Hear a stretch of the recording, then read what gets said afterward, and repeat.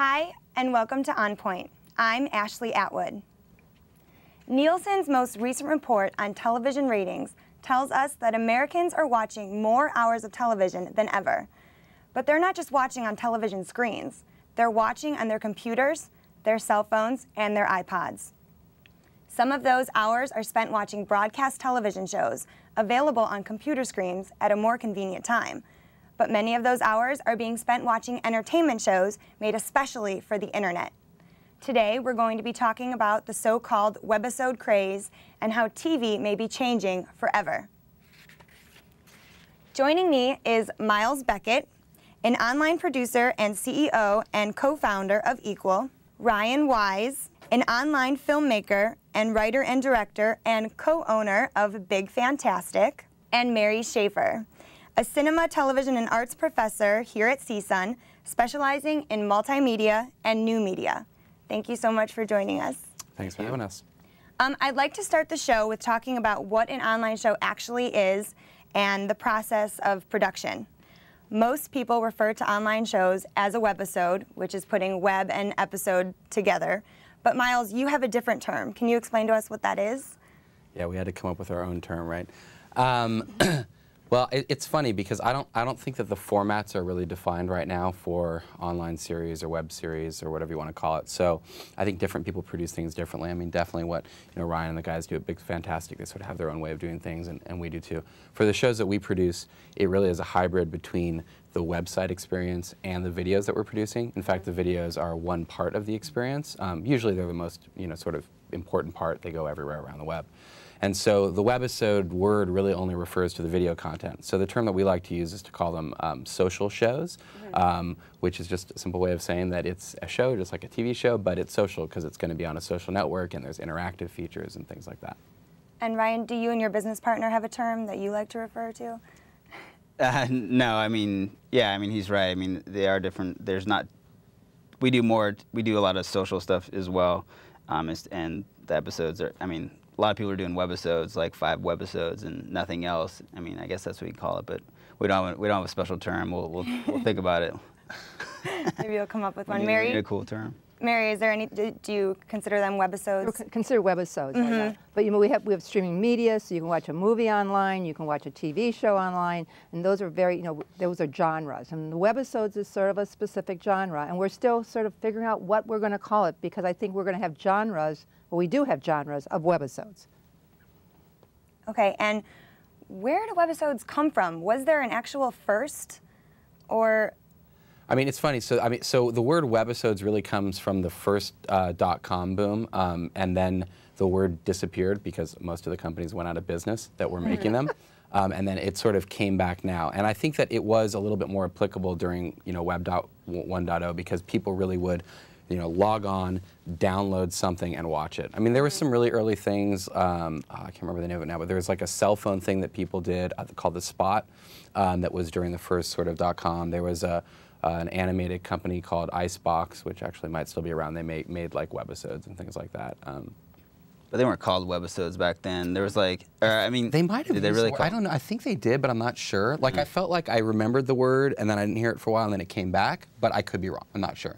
No. They were like the 24. 24 made their like webisodes. Right. And stuff. Well, like web series is different. Web series is new. Yeah, that's new. Web series. Because when we started, there wasn't web series. It was like they're calling them podcasts a lot of times because we put our shows on like iTunes and stuff. Yeah, I mean, I think really like Lonely Girl and Sam Has 7 Friends were really kind of around the same time, and I would say they were, if not the first, and certainly very, very, very early web series, and different than other people who were producing video podcasts, which really was kind of targeting a different group of people. Right. Mary, do you think they're becoming more popular because they're available at the viewer's convenience? Well, that's one of the big issues. People now want to see shows whenever and wherever they want to see it. And we talk about time shifting. This is a term that was made popular in the 70s with the VHS machines, where we actually time shift when we watch something. So when VHS tapes came out, people would like record things, and so instead of watching it at the 2 o'clock time, they would watch it at 10 o'clock when they got home. And people now are very accustomed to this. Today we have DVRs. Everyone's recording material from on their DVR, and you watch it whenever it's convenient for you. And on the internet, you have such sites as Hulu, and I'm trying to think of the other one. There's several other sites. So people who miss TV shows are just going on and watching them. And I think the whole issue is people want to watch when they want to watch, and nobody has the standard time anymore. Ryan, how do they make money? Is it the advertisements, product placement? I mean, our first show, we just made it and didn't know how we were going to make money. We just like did it, and because we wanted to do it, we wanted to tell this big story, we wanted to do a big show, and we had no idea how to make money. Nobody did, really. And so we sell shows to basically like studios like the WB.com. We did Sorority Forever, and we did Prom Queen for Michael Eiser's company, Boogaroo.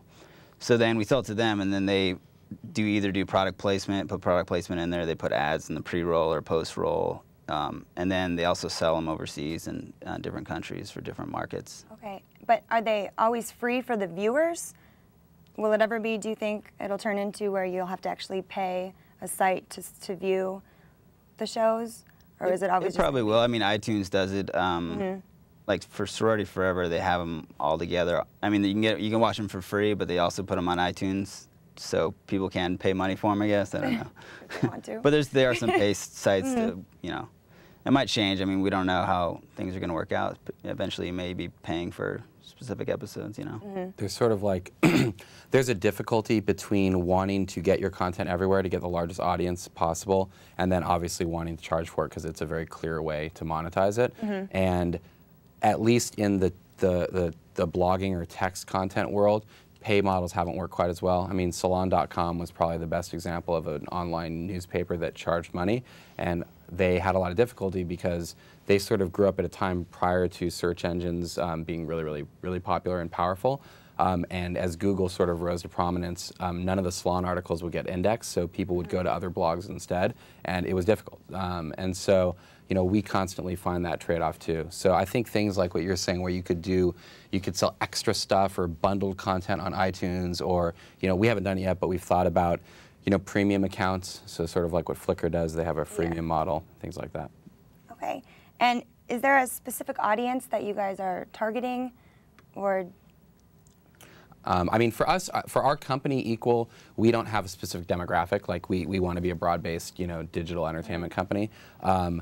Certainly with Lonely Girl, with our new show Harper's Globe and Cape Modern, they all kind of skew towards a late teenage, mystery, darker kind of, like a lot of our fans like Buffy and Lost and stuff. However, there are other shows that we're doing this year that are completely different. All right. Mary, who is watching video online? It's really interesting because numbers are changing every day. And there was a recent Pew Internet and Family Life study. And what it shows is that the largest groups of people who watch are still the 18 to 32-year-old. And that's 38%. And then it starts going down, but it's no surprise, 34 to 44, it's 41%. Now, the big surprise that people are going, oh no, 13% of people over the age of 73 are watching. And 13% of those between 62 and 72 are watching. One of the areas I do a lot of research on is why senior citizens use the internet. And you would be surprised what they know, because they have a greater affinity with their grandchildren than they do their children. So when their grandchildren tells them about something, they go on and they start talking about it. Yeah, it's funny. I've definitely found with my parents who are in their late 50s and sort of the older baby boomers, I mean, they're all pretty tech savvy. I mean, my parents go on the internet a ton, obviously, to check their emails, probably their primary activity, but my mom just joined Facebook. My dad will probably be joining Facebook soon. Yeah. And my dad discovered Hulu because of the Super Bowl ad, and they just, I don't know if you saw the numbers, but they had a huge spike in traffic after that. And he's like, Hulu's the greatest thing ever. I can watch TV shows. So I think that there's going to be an audience for, a 50 and older demographic. It's probably not quite there yet.